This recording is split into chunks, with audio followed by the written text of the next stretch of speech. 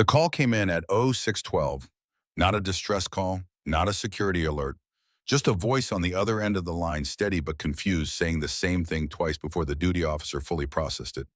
Rex is sitting outside the medical bay. He won't move. The duty officer, a man named Carver, who had worked Fort Calloway for 11 years, set down his coffee and said nothing for a moment, because Rex didn't sit anywhere calmly. Rex didn't approach buildings without command. Rex had put 2 handlers in surgery in the past 6 years, and the standing protocol was simple. You don't go near Rex without Cole's authorization and a full protective sleeve. But there he was. The sun had just begun to lift over the Arkansas tree line, turning the sky the color of old brass. The medical base sat at the eastern edge of Fort Calloway's main compound, a squat cement building with pale green doors that nobody chose to spend time near unless they had to. Rex was positioned at the base of those doors, not pacing, not vocalizing, sitting the way a dog sits when it has decided something and is waiting for the rest of the world to catch up. His muzzle carried the dried evidence of a hard night. His ribs were visible under his coat in a way they shouldn't have been. His eyes tracked every person who passed, and not one of them came within 30 feet of him. The base veterinarian arrived at 0629. She stood 20 meters back, watching him through a pair of field binoculars, and what she noted in her report later was not aggression, not unpredictability. What she noted was that the animal appeared to be waiting for someone to come back out. Nobody on duty that morning could explain what had happened in the previous 8 hours. That is where this story begins. Not with Rex, not with the 3 men who thought they were in control of that night. It begins with a young woman who drove through the front gate of Fort Calloway on a Tuesday morning in early October with a duffel bag in her passenger seat and a promise she intended to keep. Her name was Dara Mercer. She was 26 years old, 5 feet 3 inches tall, 119 pounds. She had her father's jaw and her mother's habit of going quiet when other people expected noise. The gate guard checked her credentials, handed back her paperwork, and waved her through without a second look. That was the first thing people did with Dara Mercer. They checked the form, found nothing remarkable, and moved on. She drove through the main compound slowly, not because she was lost, but because she had been here before. Years ago, when she was small enough that her father used to lift her onto the hood of his truck so she could see over the fences. The base had changed in the ways that military installations always change: new paint on old buildings, new fences where there had been open ground, a parking lot where there used to be a dirt path she remembered following at a run. But the board was still there. It stood at the far end of the entrance road, mounted between 2 poles near the administration building. A wooden board 8 feet wide, lacquered against the weather, carrying the names and photographs of Fort Calloway's distinguished K9 handlers going back 40 years. Dara had known it would be there. She had known exactly where to not look. She parked the truck, picked up her duffel, and walked toward the administration building with her eyes straight ahead. She didn't look at the board. She had looked at it enough. Master Sergeant Gareth Mercer, K9 Handler of the Year 1999, K9 Handler of the Year 2003. The photograph they had used was from his second award ceremony. He was 41 in that picture, already gray at the temples, holding a certificate he would later use as a dustpan when the frame broke. He had thought it was funny.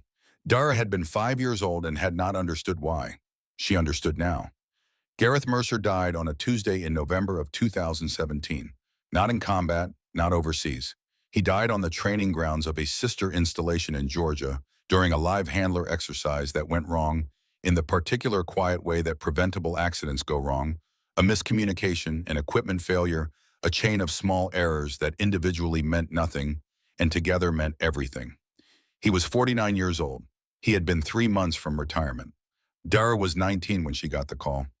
She had been in her second year of college studying animal behavior, a field she had chosen because of him, and had never told him that directly. She drove home to her mother's house in 4 hours and 16 minutes, which was faster than the route allowed, and when she walked through the door and saw her mother standing in the kitchen holding a dish towel she wasn't using. Dara sat down on the floor and didn't get up for a long time. Her mother had asked her one thing in the weeks that followed. Not a demand, a question spoken carefully in the way people ask questions they have been rehearsing for days. Promise me you won't go where he went. Dara had understood exactly what she meant. Not the installation, not the state. Her mother meant the work, the space her father had occupied, the particular kind of life that had left a hole in their kitchen on a Tuesday morning. Dara had promised, and she had meant it. So when she sat across from Sergeant Major Edna Voss in the Fort Calloway administration office that Tuesday morning, filling out her intake paperwork for a position in records and logistics, she wrote down her work history carefully and deliberately and did not volunteer the part that wasn't on the form. Voss was 50 years old, built like someone who had spent 3 decades not taking up more space than she needed, with gray hair, cut close, and eyes that had the quality of having already considered every version of whatever situation she was looking at. She read Dara's paperwork without comment. She asked 3 standard questions and received 3 standard answers. Then she set the papers down and looked at Dara for a moment without speaking. "Gareth Mercer," she said. "Yes, ma'am." "You have his eyes." Dara said nothing. Voss picked up the paperwork again. "Records and logistics, Building C. You start Thursday." That was all, no ceremony. No acknowledgement of what it meant that a Mercer was back on this base, walking past that board without looking at it. Voss signed the forms, handed back the copies, and stood. Dara stood. They shook hands. Voss held the handshake 1 second longer than necessary and said very quietly, "Welcome to Calloway." It was not a simple thing to say, but it was said simply. And Dara walked out of the office into the October sun and told herself this was fine. This was this was a building in Arkansas where she would file reports and update spreadsheets and go home at the end of each day to a rented room 12 minutes from the gate. And that was all this was. She walked past the board without looking at it. She was almost to the parking lot when she heard it. A sound from the far end of the compound, low and rolling like distant weather. A sound she had grown up knowing. The kind of sound that sits in the back of a dog's chest before it decides what to do next. She stopped walking.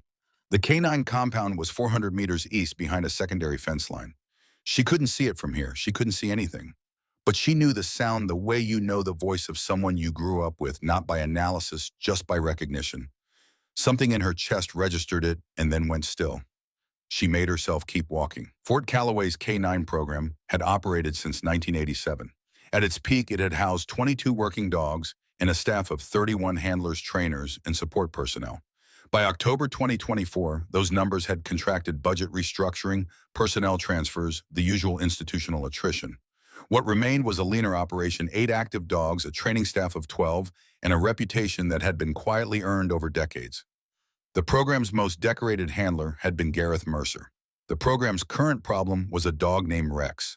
Rex was a Belgian Malinois, 13 years old, weighing 91 pounds, with a service record that had been built over a decade and earned in the specific way that working dog records are earned, not through paperwork, but through repetition and trust and the slow accumulation of situations handled correctly. He had been partnered with Gareth Mercer from the age of 18 months. By the time they had their first overseas rotation, Rex was 3 years old and already reading Gareth the way dogs read the people they have decided to belong to. 3 overseas rotations followed, 2 domestic operations. Regional certification 4 years running, the last of which Gareth had framed and hung in the kitchen because he said it was the only award he'd ever received that both of them had actually earned. When Gareth died in 2017, Rex was 6 years old. He came back to Fort Calloway in a transport crate and refused to eat for 9 days. They assigned him to a new handler. Rex put the man's hand through a fence within the first week. They tried a second handler, a woman with 12 years of experience and a record of managing difficult dogs. Rex gave her 67 stitches in a dislocated shoulder. After that, the official position was that Rex required specialized reintegration before any further handler placement. The unofficial position held by almost everyone who worked in the K-9 compound was that Rex was done with people, and the paperwork trail was just slow to reflect that. The one person who didn't hold this position was Staff Sergeant Brixton Cole. Cole had been at Fort Calloway for 8 years. He was 34 years old, rangy, and deliberate in his movements, with a face that looked relaxed even when it wasn't.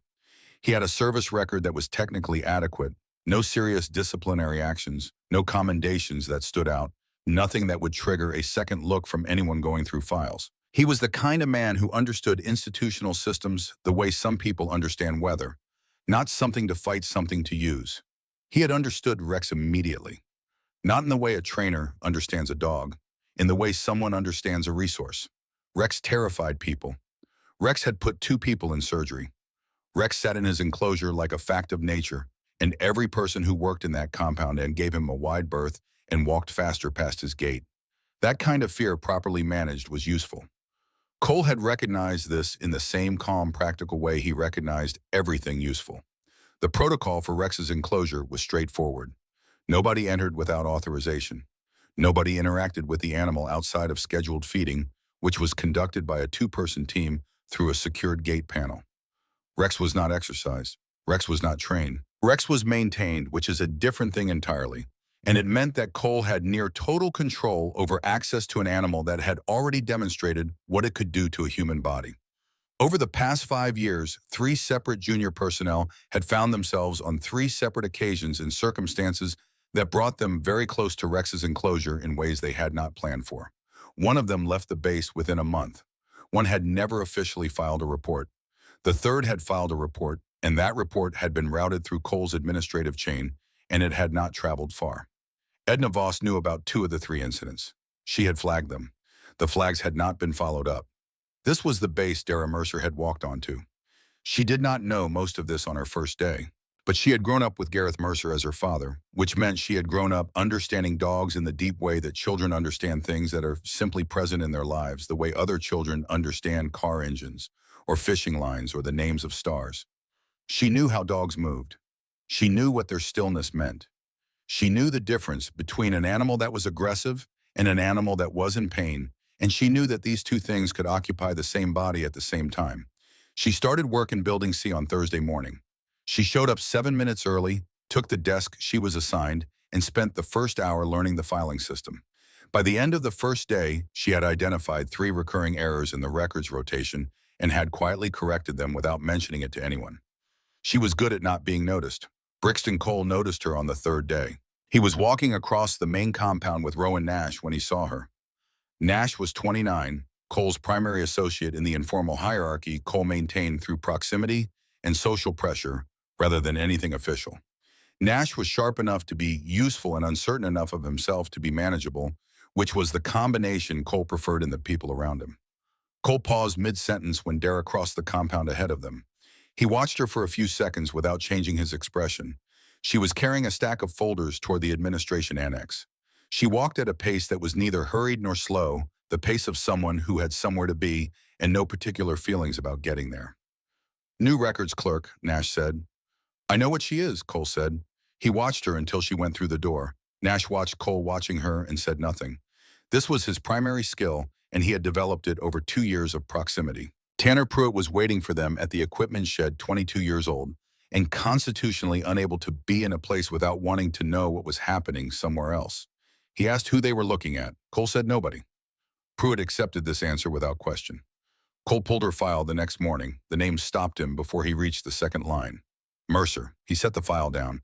He looked at it for a moment the way he looked at things that changed the shape of a situation. Then he read the rest slowly, and when he finished, he read it again. Logistics and records, prior work history and veterinary support in animal research. No military family history noted. She had not checked that box. She had not checked the box, but the name was there regardless. Dara Mercer, and the board at the entrance to Fort Calloway carried a name that Cole had walked past for 8 years, and the name on the board and the name on the file were the same name. He understood immediately what that meant about what she knew, what she was capable of, and what she might eventually become in a place where he had spent 8 years building something that required everyone around him to remain manageable. He closed the file. He looked across the compound toward the K9 enclosures where Rex was visible through the fence, moving with the heavy, unspent energy of an animal that had been without adequate purpose for 7 years. He picked up his phone and called Nash. In the first week, Levi Weston saw Dara 3 times in ways that he thought about afterward. Weston was a corporal, 28 years old, assigned to perimeter maintenance and equipment support.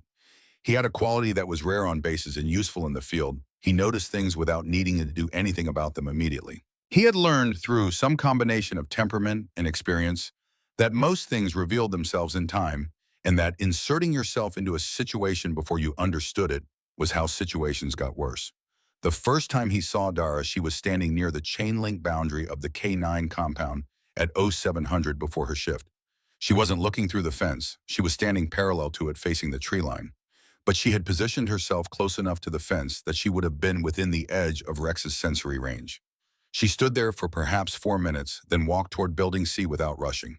Weston filed this away. The second time, she was in the equipment yard picking up a requisition package, and one of the K9 handler's working dogs, a younger shepherd named Atlas, who was tied at the far end, had begun to bark at something in the brush. Every other person in the yard either ignored it or looked annoyed. Dara turned toward the sound, watched the dog for 10 seconds without moving, then turned back to sign her paperwork. The way she had looked at that twig was not the way a person looks at a commotion. It was the way a person looks at a conversation they are not part of, but could join if they chose to. Weston filed this away too. The third time was on a Wednesday night, 10 days into Dara's assignment at Fort Calloway. Weston was doing a late equipment check, walking the perimeter of the secondary compound at around 21:30. The night was clear and cold, the kind of Arkansas cold that arrives in October without warning and makes you aware of every part of your body that isn't covered. He came around the eastern corner of the fence line and stopped. Dara was there, standing outside the K9 compound fence about 4 feet back from the wire. Her hands were at her sides. She wasn't speaking. She wasn't doing anything that would appear on a list of observable behaviors. She was just standing. From inside the compound, Rex had moved to within 10 feet of the fence. Rex, who charged every handler who came within 15 feet of his gate. Rex, who had put 2 people in surgery. Rex was standing at the fence, and his posture was not the posture of an animal preparing to attack. Weston knew attack posture on a working dog. He had seen it enough times that it lived in his body as a recognition, automatic and immediate. This was not that. Rex was standing at the fence with his head slightly lowered and his ears oriented forward toward the woman on the other side. Weston stayed where he was in the shadow of the equipment building and did not make a sound. After 2 minutes, Dara turned and walked back toward the main compound without looking back. Rex watched her go. Then he turned and went back to his shelter. Weston stood in the cold for a long time after that. He didn't know Dara's full story yet. He didn't know anything about her beyond what he had observed. But he was a man who had learned to trust what his eyes showed him over what he expected to see, and what his eyes had shown him tonight did not match anything in the expected category. He went back to his bunk and did not sleep well. Cole had been watching Dara for 4 days when he began putting the specifics together. He had been methodical about it. He hadn't rushed. He'd checked her work schedule, confirmed her shift rotations, noted the patterns in where she went and when. None of this was sinister in isolation. Base personnel monitored each other constantly informally because a base is a small world and people pay attention to new entries. The difference was the purpose behind it. The plan was not complicated. Cole did not favor complicated plans. Complicated plans had too many points of failure, too many moments where someone's judgment could deviate from what you needed. Simple plans properly executed achieved the same result with half the risk. The K9 compound security rotation left a gap between 2,200 and 0100 when Compound B's fence gate was on a single-point latch rather than the full electronic lock due to a maintenance issue that had been on the repair schedule for 3 months. Cole had known about this gap for most of those 3 months. He had not reported it. Rex had been on a controlled feed schedule. Cole had adjusted the adjustment. By the Wednesday before the incident, Rex had not received a full feeding in 48 hours. Cole knew what the enzyme compounds in the K9 wash solution did to scent profiles at close range. He had ordered a specific batch 3 weeks prior, signing the requisition under a maintenance cleaning protocol. Everything was in place before Dara Mercer was selected. The selection came after. This is an important thing to understand about how Brixton Cole operated. The machine was already running. He had simply needed to identify what went into it next. Dara Mercer, with her father's name on that board and her father's knowledge somewhere inside her, was exactly the kind of entry that needed to be processed early. Dara was at her desk in Building C on Friday afternoon when Nash came in, asked about a logistics package, and stayed 3 minutes longer than necessary making conversation. He was not good at this, which Cole had accounted for. Nash's job was not to be convincing. It was to confirm her shift end time and whether she was staying late. She wasn't staying late. Nash left. Dara returned to her screen. Outside, the October sun dropped behind the Arkansas tree line, and the temperature fell 10 degrees in 40 minutes. The compound lights came on. The base settled into its nighttime rhythms, reduced foot traffic skeleton crews, the quiet that falls over a military installation after hours. At 21:43, 3 men walked across the eastern compound. Cole, Nash, Pruitt. They moved without hurry. Cole had a key card and an authorization code for the secondary records annex, where Dara had been asked to handle an after-hours intake, a request that had come through official channels routed cleanly with Cole's signature invisible inside a chain of 3 intermediate names. She was there when they arrived, because of course she was, because she was the kind of person who showed up when she said she would. Cole said very little. Nash was on her left before she processed the geometry of what was happening, and Pruitt was at the door, and the zip tie came out of Cole's jacket pocket in a motion he had practiced until it was smooth. Dara's hands were secured behind her back, not tight enough to damage circulation, tight enough to remove options. She looked at Cole. Her face did not do what he expected faces to do in this moment. She said nothing. Her eyes moved not in panic, but in the way eyes move when a person is gathering information instead of reacting to it. She looked at the three of them. She looked at the door. She looked at the direction they had come from. Cole walked her out into the night. The K9 compound was lit from above by 4 floodlights mounted on steel poles, and in that light everything looked harsher than it was. The fence lines too sharp, the shadows too deep, the ground too pale. The gravel crunched under their feet, and above it already the sound that had been present when Dara first drove onto this base. Low, rolling, like weather deciding what to do. The gate to Compound B was open. The single-point latch. The maintenance gap that had been on the schedule for 3 months. Inside the enclosure, Rex was moving. Not pacing, moving with the contained, deliberate weight of an animal that has gone without food too long and has been waiting for the problem to resolve itself. Cole stopped at the gate. Nash and Pruitt flanked Dara on either side. Cole looked at her and waited for the sound of Rex to change her face. That was the moment he liked, the one where calculation in someone's eyes dissolved into something more fundamental. He had seen it 3 times before. He expected to see it again. Dara looked through the fence at Rex. Rex looked back at her. The sound from his chest shifted. Not louder, just different, like a question that didn't yet have an answer. Cole nodded to Nash. Nash opened the gate. The sound Dara Mercer made when they shoved her through was not a scream. It was not a plea. It was the sound of gravel under boots and the sharp catch of someone keeping their balance with their hands behind their back. She caught herself before she went to her knees, shifted her weight, and stopped moving. The gate slammed shut behind her with a sound like a period at the end of a sentence. Rex stood 20 feet away in the full burn of the floodlights, and for one long moment nothing moved at all. Then Rex began to walk toward her, slowly, deliberately, with the full weight of 91 pounds and 7 years of grief and 48 hours of hunger moving in a straight line across the gravel. Cole watched from outside the fence. For the first time in a long time he felt certain. He was wrong about everything. Rex walked like something that had made a decision. Not the decision Cole thought it had made. Not the decision any of the 3 men watching from outside the fence had prepared themselves to witness. It was a slower decision than that, more considered. The animal moved across the gravel with its head low and its eyes fixed on Dara, and the sound coming from its chest was not the sound of a dog closing the distance to a threat. It was something older than that, something that lived beneath training and conditioning and 7 years of pain. Dara held her ground. Her hands were zip-tied behind her back. She had caught her balance after the shove and found her footing on the uneven gravel, and now she was present in a way that most people couldn't sustain when a 91-pound working dog was moving toward them in a floodlit compound at 10 o'clock at night. She breathed. 4 counts in. Hold. 8 counts out. Her father had taught her this when she was 7 years old and had been frightened by a police dog demonstration at a county fair. He had crouched down to her level in the parking lot afterward and said very calmly that the dog had not been dangerous, that it had been responding to the crowd's fear, that animals do not create panic. They read it and they respond to what they read. Then he had shown her how to breathe. She breathed now in the dark with Rex 10 feet away, and she did the one thing that her body knew how to do, and her mind was trying very hard not to interfere with. She read him. It came to her in pieces the way assessment always does when you have been trained to see rather than react. Rex's ears were forward, which was attention, not aggression. His tail was low but not tucked, stress, not submission. His eyes were tracking her face, not her hands, not her throat, not the places a dog tracks when it is measuring a target. His approach had slowed in the last 6 feet, which meant he was gathering information, not executing a sequence. He was also too thin.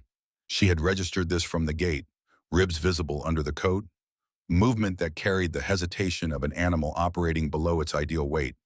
Rex had not been fed adequately in days. This was not the body of a dog being cared for.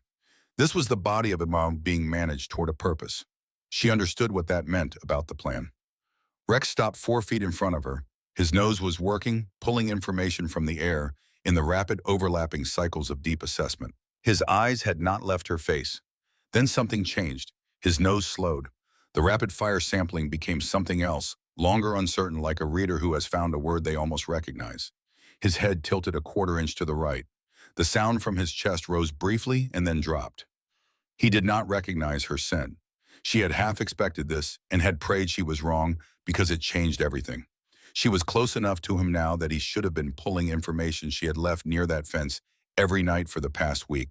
She had been deliberate about it, standing in the right wind direction, close enough for ambient scent transfer, careful and patient, in the way her father had taught her to be patient.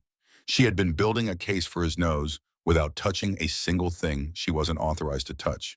But the scent that came off Rex now was wrong, chemical. Artificial in the specific way that enzyme compounds are artificial when applied at high concentration to a dog's coat. She had worked with these compounds in her veterinary rotations. She knew what they did to a dog's scent memory. They didn't just mask incoming smells.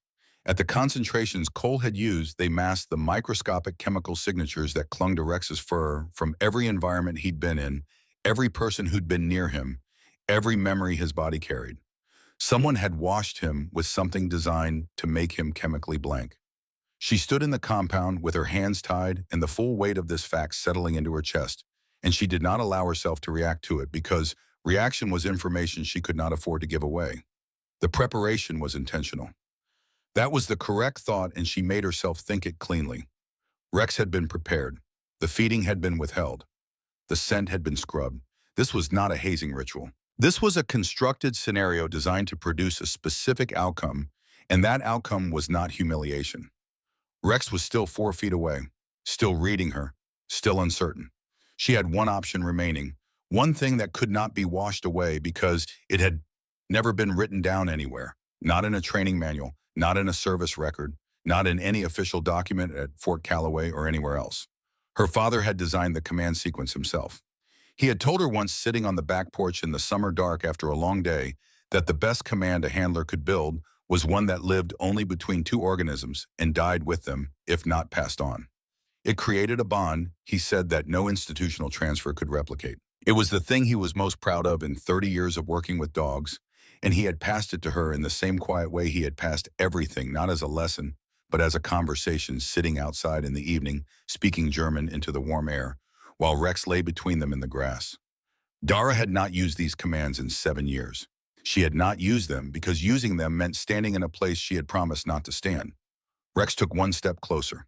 She could feel the body heat of him now, the metabolic output of a working dog at high alert in cold air. His nose had slowed to almost nothing. He was beyond the information gathering phase. He was moving into the decision phase, and what decision he arrived at depended entirely on what she did in the next 10 seconds. She made her choice. Not because she had decided the promise didn't matter, not because she had found a reason to release herself from it. She made the choice because the alternative was dying in a gravel compound in Arkansas, and she did not believe her father had given her these tools so she could refuse to use them when they were the only thing standing between her and the dark. She exhaled once slowly. She softened her eyes, dropped her chin 3 degrees, and opened her throat. The first command came out low. 2 syllables in German, shaped from muscle memory she hadn't known was still there until it was already leaving her body. Her voice did not shake. It was her father's cadence, exactly she heard it as she spoke it, and the recognition moved through her like cold water. Rex froze. Not the freeze of threat assessment, the freeze of a system rebooting. Every muscle in his body suspended at once, ears locked forward, eyes suddenly burning with something that was not calculation. Outside the fence, she heard Cole say something. She didn't track the words. She said the second command, softer. The one her father used after the first one, the one that meant "I know you and I am here," the one Rex had heard several thousand times in the voice of the only person who had ever said it and meant it completely. Rex made a sound she hadn't heard in 7 years. It came from somewhere deep in his chest, not a growl, not a bark, but a vocalization that working dogs make when something resolves. A sound that lives between recognition and relief. A sound that most people who don't work with dogs have never heard and wouldn't know how to categorize. It was brief. It was quiet. It was the most significant sound in the compound that night. Rex closed the remaining distance. He moved quickly, too quickly, and Dara's breath caught, and she had one moment where her body prepared for impact. But the movement that came was not impact. Rex's nose found her cheek pressed against it with the full force of an animal that has been without something for 7 years and has just found it again. And the sound that came from him now was unmistakable. He knew her. Outside the fence, Tanner Pruitt took a step back. Rowan Nash said nothing. He was watching. He had been watching from the moment the gate closed with the kind of attention that arrives when something is not going the way the math suggested it should, and the math had been wrong 3 times already in the last 2 minutes. He thought about the fence line. He thought about standing outside the K9 compound in the cold on a Wednesday night, waiting for Cole to finish a conversation and seeing a woman standing 4 feet from the wire with Rex on the other side moving toward her without sound. He had cataloged that moment and set it aside because Cole had told him she was nobody, and he had chosen to believe that because believing it required nothing from him. He thought about this now with some difficulty. Cole's voice was controlled. "That's not possible." Nash looked at him. Cole's face had done something it almost never did. The muscles around his jaw were tight in its way that Nash had learned to read as the moment before a situation changed categories. Cole was looking through the fence at Rex, who had pressed his forehead against Dara's collarbone and was standing with the entirety of his weight oriented toward her, and the expression on Cole's face was not the expression of someone watching a plan succeed. Inside the compound, Dara was talking to Rex. Not commands now, just talking. Low and steady, the way you talk to someone after a long separation when there is too much to say and you are not sure how to start. Rex had shifted his weight, his body curving slightly to press against her legs, and she was leaning into him despite her bound hands, using his mass to take some of the weight off her left side. She had not yet acknowledged that something was wrong with her left knee. She would not for a while longer. The fall had happened at the moment of Rex's approach when the dog's movement had accelerated and she had shifted her weight left to create a natural angle of contact. Her boot had caught on a section of wire mesh embedded in the gravel, a hazard in the dark that she hadn't seen, and her left knee had come down on the edge of a concrete anchor post at the base of the enclosure fence. The pain was immediate and specific. She knew what that kind of pain meant. She had felt something similar in a training fall 4 years ago. It was the pain of structural damage, not surface damage. It was the pain of something that would not improve with walking it off. She did not make a sound. She let Rex bear more of her weight against her right side and kept her breathing even, and continued talking to him in the low, steady voice that her father had used on the back porch in summer evenings. And she did not look at her knee, and she did not look at the men outside the fence. She needed 30 more seconds with Rex. She needed him fully settled, fully present, fully convinced that she was not going anywhere. Working dogs that have been destabilized through neglect can reassociate quickly when the right stimulus is introduced, but the association is fragile in the early moments, and she needed it to be solid before anything else happened. She gave Rex the third command, the one that meant stay and hold, and I trust you completely. Rex lowered his hindquarters to the gravel. His body remained pressed against her legs. His eyes moved to the fence. Dara straightened as much as she could with her hands behind her back, taking her weight onto her right leg without making it visible, and she looked at the 3 men on the other side of the wire. Cole first, because he was the architecture of this. She needed to understand him before she decided anything else. He was standing with his hands at his sides and his face managing the surface while the interior ran its calculations. He was not afraid yet. He was still in the analytical phase, still looking for the adjustment that returned him to control. Nash was standing 2 feet to Cole's left, and something in his posture had changed in the past 3 minutes in a way Cole had not yet registered because Cole was not looking at Nash. Nash's weight had shifted backwards subtly, the way a person's weight shifts when they are preparing to step away from something rather than toward it.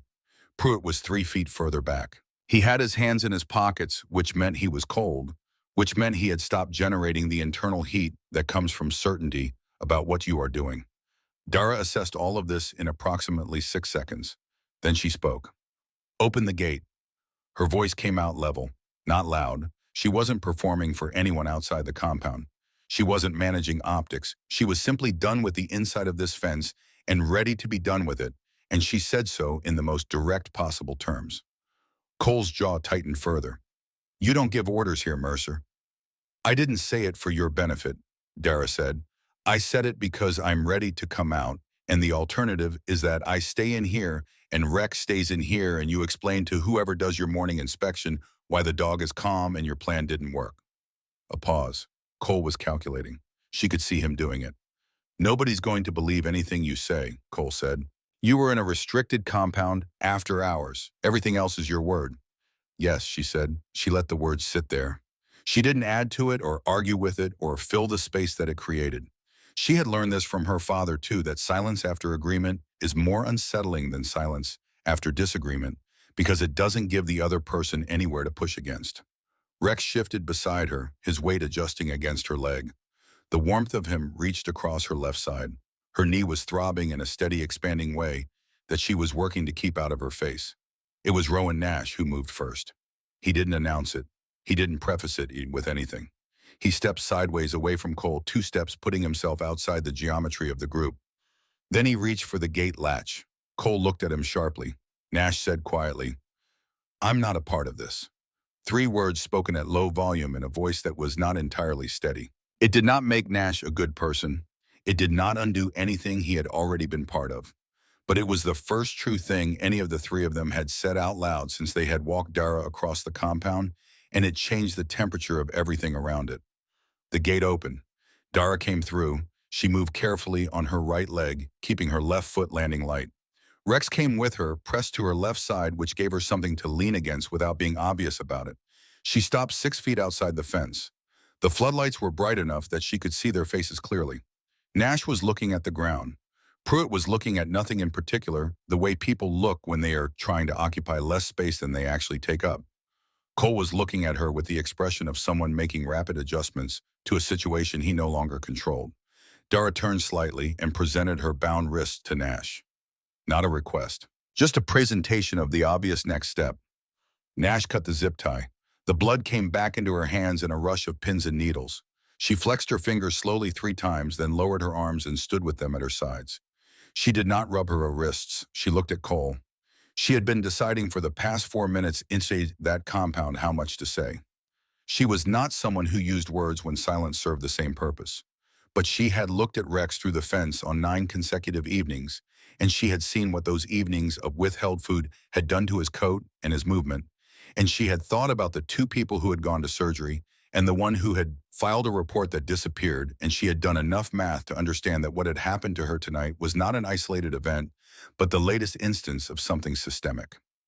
"His name is Rex," she said. "You knew that when you put me in there." Cole said nothing. "You knew who my father was before you ran this. The enzyme wash on his coat, the feeding schedule, the maintenance gap in the gate. You built this before you selected me." She paused. "That makes it premeditated." Cole's expression did not change, but his breathing shifted. Barely, visible only to someone paying close attention. "That's an interesting story," he said. "It's not a story," she said. "It's a sequence of events." Rex made a low sound at her left side, not directed at anyone specifically. A statement of presence. Cole's eyes went to the dog, then back to her. He was calculating whether she had anything demonstrable or whether it was her word against his, which was the scenario he had built this entire evening to produce.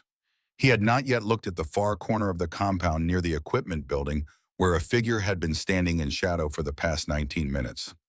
Neither had Dara. Not yet. Levi Weston did not step forward immediately. He was by nature and by practice a man who waited for the correct moment, and the correct moment was not yet.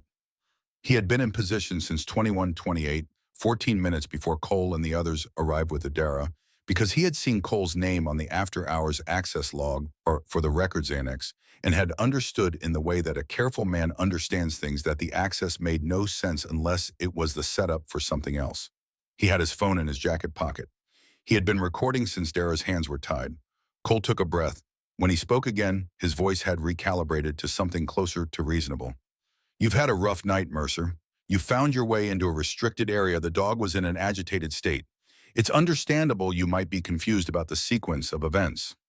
Dara was quiet for a moment. "I'm going to recommend a medical evaluation," Cole continued. "Standard protocol after an animal incident. We'll file the appropriate reports in the morning." She said, "Corporal Weston." It was not a question. She had seen the shadow near the equipment building 3 minutes ago, and she had recognized it not by feature, but by the quality of composure that characterized Levi Weston in every situation she had observed him in over the past 2 weeks. A pause. Then footsteps on gravel. Cole turned. Pruitt turned. Nash didn't turn because Nash had already looked. Levi Weston walked into the edge of the floodlight and stopped. He was not running. He was not gesturing. He had his phone in his left hand screen down, and his face carried the expression it carried when he was watching a situation develop, present, non-reactive, already past the moment most people hadn't reached yet. He looked at Dara. He looked at Rex. Then he looked at Cole. "I've been here since 21:28, he said. Cole was very still. "The phone's been recording since 21:32, Weston said. Nobody said anything for several seconds. Weston turned the phone over in his hand. He did not hold it up. He did not display it. He turned it over and held it at his side and waited. Pruitt was the first to break. Not dramatically. He simply sat down on the ground where he was standing, without announcement or comment, and put his hands on his knees and looked at the gravel. It was the most honest thing any of them had done all night. Cole looked at Weston, then at Nash, then at the phone. He was still calculating. He would still be calculating when the weight of it came in from a direction he hadn't checked. The sound came from behind him. Footsteps on gravel, measured and deliberate, from the access road on the north side of the compound. Not hurried. The footsteps of someone who knows exactly where they are going and has known for some time.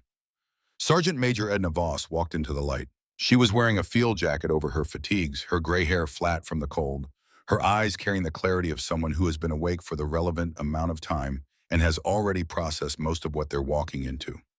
She stopped at the edge of the group and looked at the scene with a completeness of attention that made it feel like she was photographing it. Cole turned to face her. "Sergeant Major," he said. His voice was very controlled. "This is a restricted area.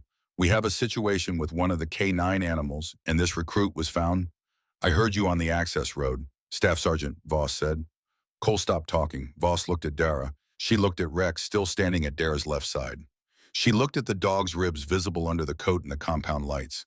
She looked at the way Dara was standing, and Voss was not a woman who missed the way Dara was standing. Then she looked back at Cole, and her expression was not the expression of someone who was surprised by anything in front of her. She said, "Corporal Weston, give me the phone." Weston crossed to her and placed it in her hand. She looked at the screen briefly, then placed it in her jacket pocket. Then she looked at Dara again. Not at Rex, at Dara, at her face and her hands and the way she was holding herself in the floodlight. Voss said very quietly, "Gareth taught you that command sequence." It was not a question. The name moved through the compound like something physical. Cole went still in a new way. Nash looked up. Pruitt, still seated on the ground, stopped looking at the gravel. Dara said nothing. Rex shifted his weight against her leg. His tail moved once, a single slow arc. Voss let the silence stand for as long as it needed to stand. Then she looked at Cole. "We're going to have a long morning," she said. "Starting now." Cole opened his mouth. "Don't," Voss said. He closed it. Nobody moved for a long moment. The compound lights hummed above them, steady and indifferent. Rex remained pressed against Dara's left side, his eyes tracking between Cole and Voss, with the patient attention of an animal that has made its assessment and is waiting to see if the situation requires an update. The gravel was cold. The Arkansas sky above the fence line had gone the deep flat black that comes in the hours before the first suggestion of dawn. Voss looked at Cole the way people look at things they have been looking at for a long time. "Step back," she said. Cole took one step back. It was controlled. Everything Cole did was controlled. But the step was 1 inch further than it needed to be, and that inch was information. Voss turned to Nash. "You said you're not a part of this." Nash's jaw worked for a moment. "Yes, ma'am." "That determination took you approximately 45 minutes from the time you walked her across the compound." Voss let that number exist in the air. "We'll discuss the difference between those two timelines in the morning. For now, you'll remain in your billet until I send for you." Nash nodded. He didn't look at Cole. He didn't look at anyone. He walked toward the access road with his hands at his sides, and the sound of his footsteps faded until there was nothing left of him but the direction he had gone. Pruitt was still sitting on the ground. Voss looked at him. "On your feet, Pruitt." He stood. His face was the face of someone who has arrived at an answer he doesn't like. He looked very young in the compound lights. He was 22 years old and had understood approximately nothing about the thing he had walked into tonight, and that ignorance was not absolution, but it was a different category from what Cole had done, and Voss understood categories. "Billet," she said. "Now." Pruitt went. That left Cole. He was standing 3 feet from Voss with his hands at his sides and his face doing the work it always did, managing the surface while the interior ran its options. He was looking for the angle. Voss had watched people look for angles for 30 years. She recognized it the way she recognized weather.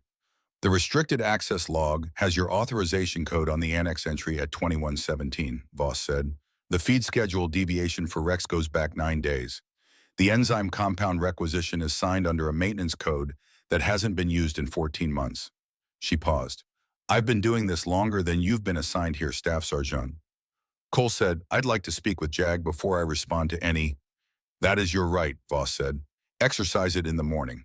Tonight you will return to your billet and you will not contact Nash Pruitt or anyone else in this command until I initiate the formal process. Are we clear? A long pause. The kind of pause that is not hesitation, but a refusal to concede without extracting something, even if the something is only time. Clear, Cole said. He looked at Dara once before he turned. It was a brief look, and it contained something that was not rage and not fear, but the specific register of a man cataloging a name for future reference. Dara held his gaze. She did not look away, and she did not speak, and she gave him nothing to read except that she had seen him do it and had logged it with the same completeness he was applying to her. Then he walked away into the dark, and the sound of his footsteps went with him. Weston remained. He had positioned himself at the edge of the light near the fence with his hands in his jacket pockets. He was watching for the thing Dara wasn't showing, and he had been watching for it since Rex had leaned against her outside the gate. Voss turned to him. Weston, the recording, who else has access to the phone? Nobody, ma'am. I transferred a copy to a secondary device at 2150 before I moved to position. The original is in my billet. Password locked. Good. There are also the 9 evenings on the perimeter log, he said. I noted her position each time and location. I didn't know what I was documenting, but I documented it. Voss looked at him for a moment.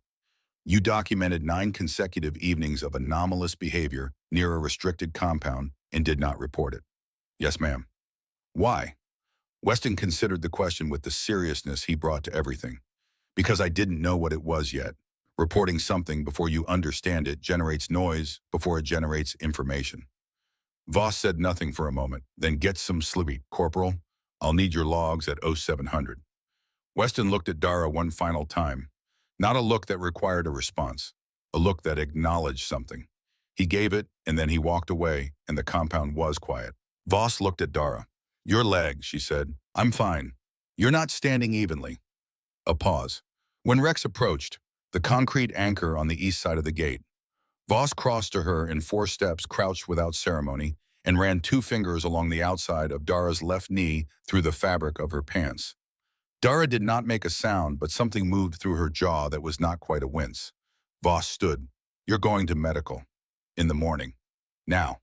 Sergeant Major. Dara's voice was even. If I go to medical now, there will be questions I'm not prepared to answer the way I want to answer them. In the morning, I'll have had time to think. Voss looked at her for a long moment. And you have until 0600, then you go with or without time to think. Yes, ma'am. Voss looked at Rex. He was still against Dara's left side, still bearing partial weight, his eyes moving between the 2 women with the attention of an animal tracking a conversation it cannot linguistically parse but can read entirely through tone and posture. Gareth used to say, Voss began and then stopped. Dara waited.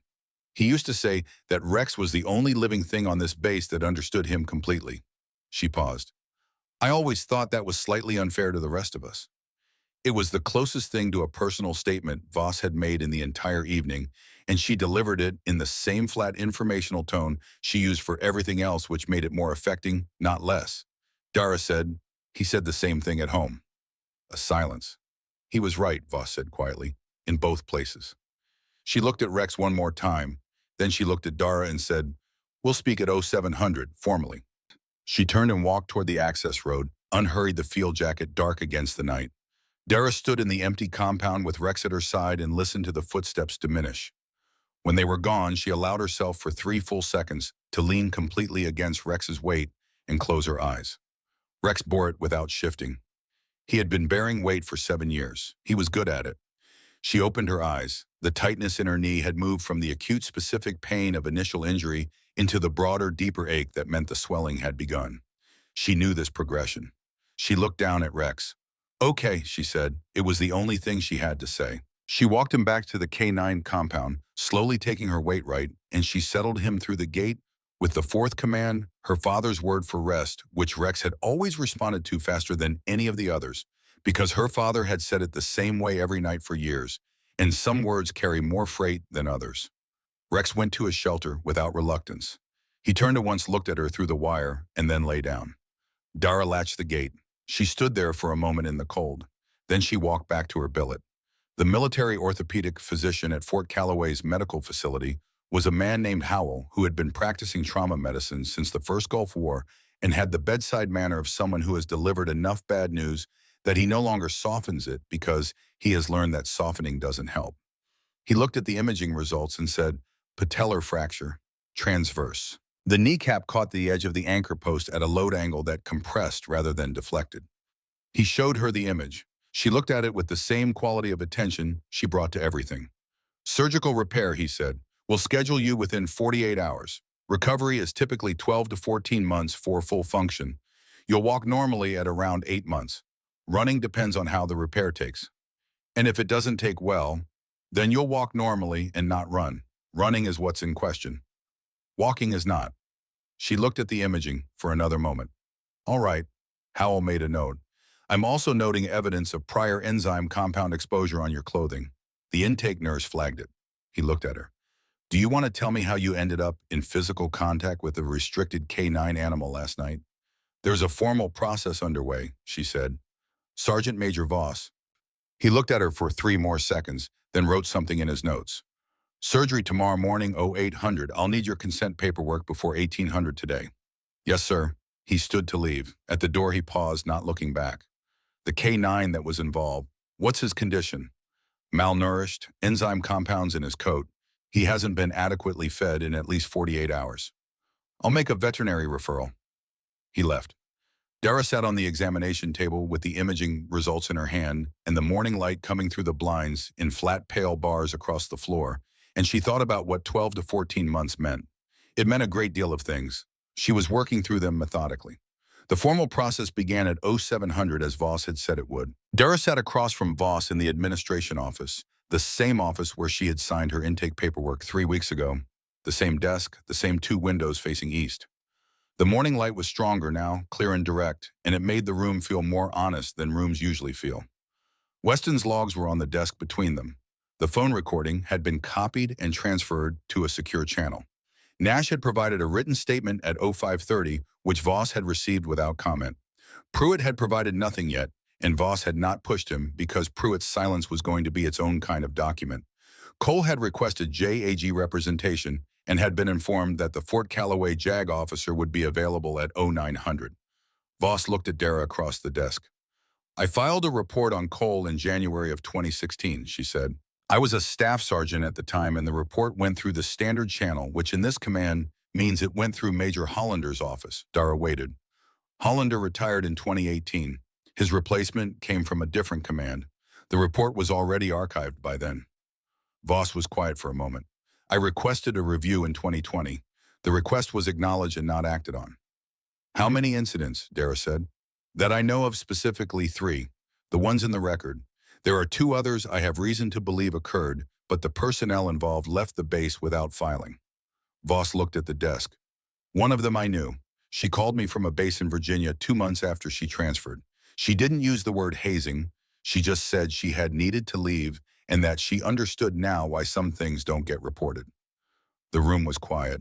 I kept the report copy, Voss said, in a personal file, not a base file. That is the copy that matters now. Dara looked at her. There was something in Voss's face that she was reading carefully, something that had been building across the night and the morning and had found its form in this room, in this light. She said, how long did you know who I was? Voss said, I knew when you submitted your application. A pause. And you still placed me in records and logistics. You asked for records and logistics, Voss said. I respected that. Dara was quiet for a moment. Did you know Cole would target me? I suspected he would notice you.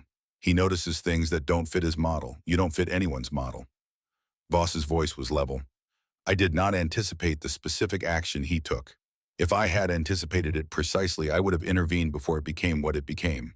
But you were on the access road. I was on the access road because I had reviewed the annex access log at 2100 and seen his authorization code. I moved to position as quickly as I could. Dara looked at the desk. She was thinking about timing. She was thinking about what 14 minutes earlier would have meant for her knee And then she set that thought down because it was not a useful thought, and she was not in the habit of carrying weight that served no purpose. Rex's veterinary assessment came back this morning, Voss said. Enzyme compound confirmed. Controlled underfeeding confirmed. The base vet has also noted evidence of prior physical corrections inconsistent with standard K9 management protocol. She paused. Cole has been provisionally suspended pending the formal investigation. It will take a long time, Dara said. Yes, and it may not result in everything it should. That is accurate. Institutional processes are slow and sometimes incomplete. But Weston's recording Nash's statement and my 2016 report together constitute a documentation chain that cannot be archived the way one report can be archived. She looked at Dara directly. It will not be nothing. Dara accepted this. She was a person who could accept imperfect outcomes when the alternative was no outcome at all. This was something her father had taught her, not through instruction, but through example, through the way he had worked with Rex in the early months when Rex was 18 months old and would not comply with any standard protocol and had bitten through 2 training leads and seemed to actively resent the existence of commands. Gareth Mercer had not stopped working with Rex when Rex was not working with him. He had simply changed what working meant until they found the version that was true. She thought about this now. Voss opened a folder on the desk. She looked at the top page and then looked at Dara. There is a position that will be open as a direct result of Cole's suspension, she said. K9 Reintegration Lead. It oversees the welfare and training protocols for the program's working animals, with specific focus on dogs that have experienced handler loss or operational trauma. She paused. It was the position Gareth held. He redesigned it. In some ways, it remains his position. Dara looked at the folder without touching it. You have the background for it, Voss said. More than the background. You have the specific knowledge base that the position was built around. She said nothing. I'm not offering it as a formality, Voss continued. I'm offering it because the program needs it filled by someone who understands what Gareth understood, and because there is one animal in this compound that will not integrate with another handler and will spend the remainder of his service life in an enclosure if nothing changes. Dara looked at the desk for a long moment. I made a promise, she said. Voss waited. To my mother, before I came here. She looked up. I told her I wouldn't go where he went. I meant the work, the specific work. She paused. I meant this position. Voss was quiet. I came here because Rex was here, Dara said. I knew he was here. I knew what had happened to him after my father died, and I knew nobody was handling the situation correctly, and I came because I needed to see him. Not to take the position, not to replace my father, just to see Rex. She stopped. And now I've seen him, she said. The room held the silence. Voss did not push. She did not argue. She did not offer the counter-argument that Dara had already constructed and dismantled and reconstructed 3 times inside her own head across the long hours of the night. She simply sat with the statement and let it have the weight it had. Then she reached into the folder and removed a different page. This is a reassignment order, she said. It transfers Rex's official assignment from the general K9 compound roster to individual handler custody. She set it on the desk and pushed it toward Dara. It doesn't require you to take the open position. It doesn't require you to do anything other than be the person Rex is assigned to. The rest is your decision. Dara looked at the page. Military paperwork has a particular quality of flatness.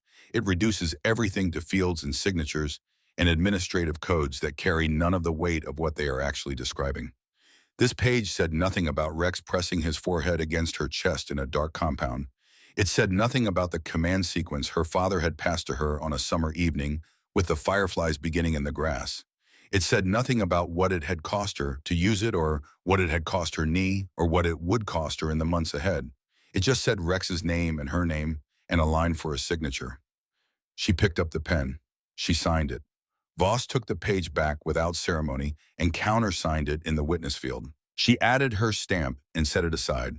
Neither of them said anything for a moment. Then Dara said, the position, the one you described. Voss looked at her. Rowan Nash, Dara said.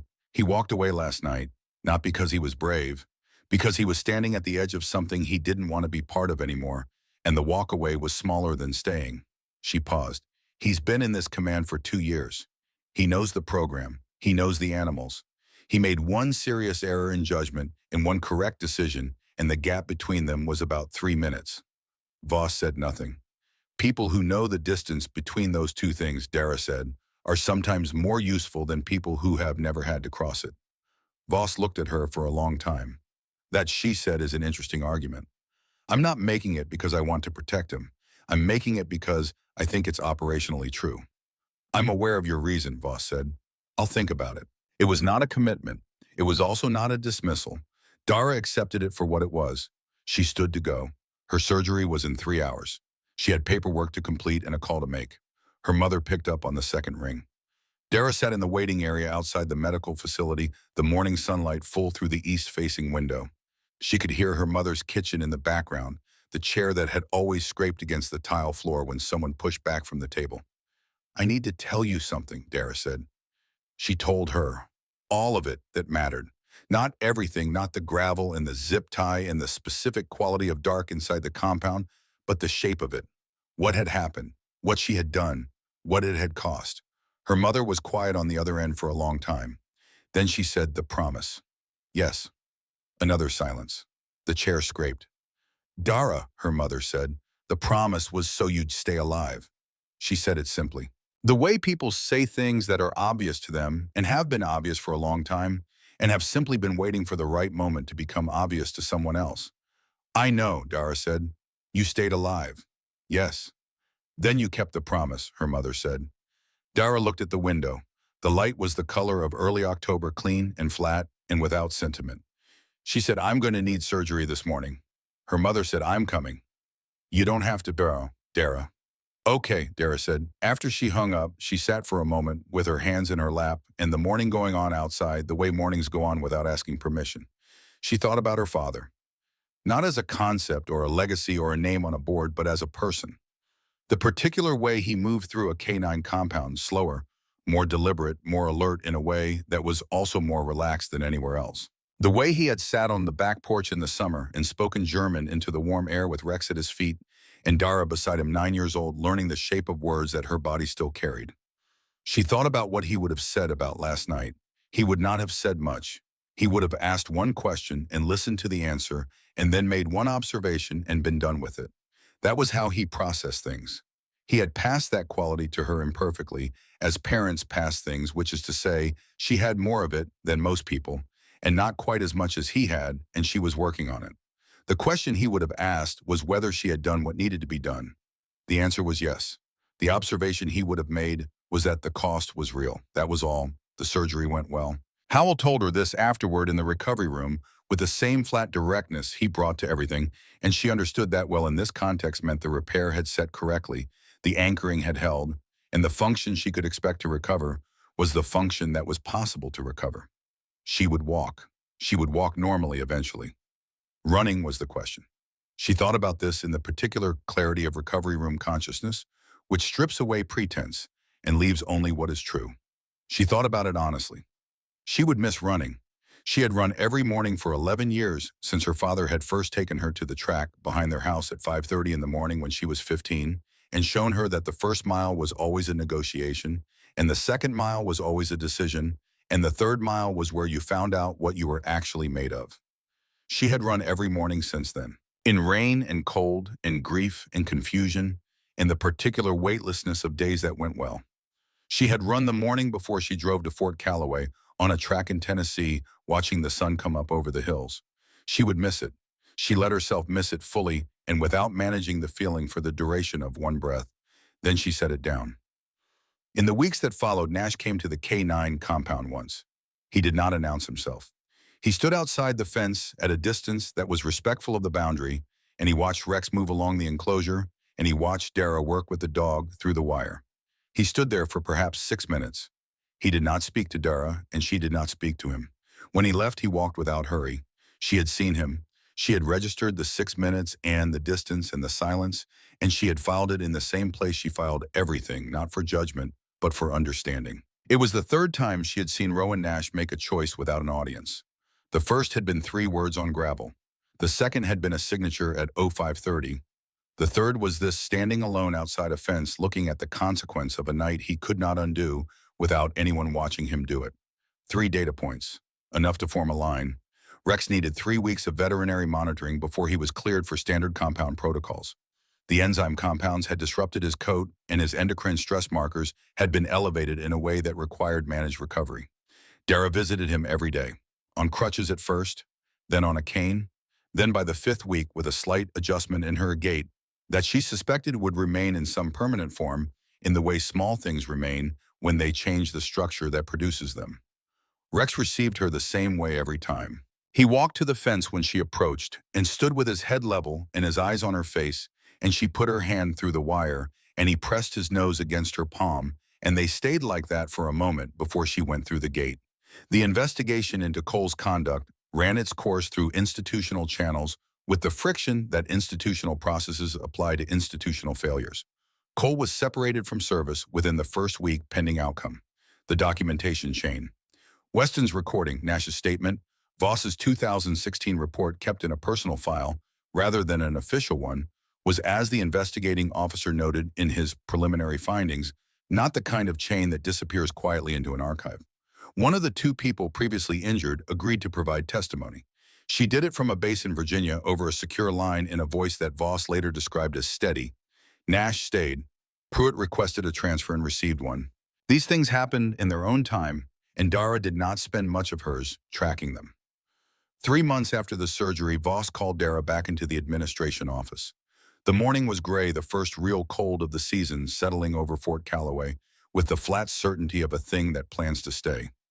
Dara sat in the same chair she had sat in before, across the same desk in the same east-facing light. Voss said, "I've been thinking about your argument." Dara waited. "Regarding Nash?" Voss set a folder on the desk.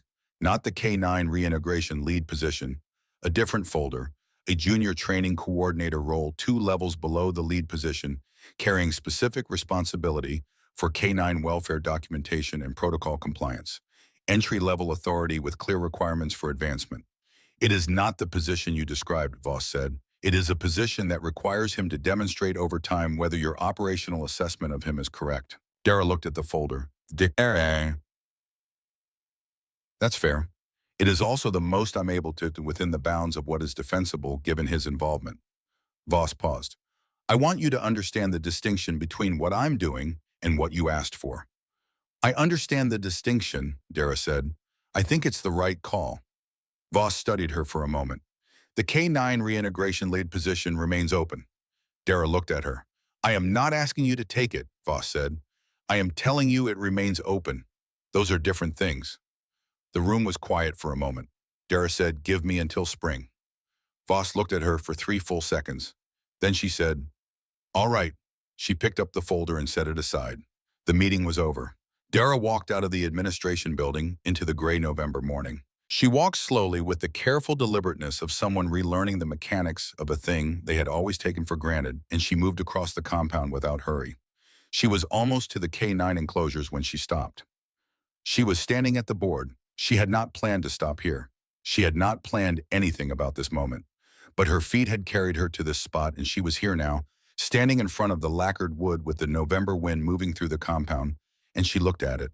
Gareth Mercer, the photograph from the second ceremony, the gray at his temples, the certificate he would later use as a dustpan, the expression on his face that she had been too young to read when it was taken and could read completely now. Not pride exactly, and not satisfaction exactly, but the expression of a man who is doing the thing he is built for. Built for and knows it, and has learned to carry that knowledge without letting it become arrogance. She looked at his face for a long time. She did not say anything out loud.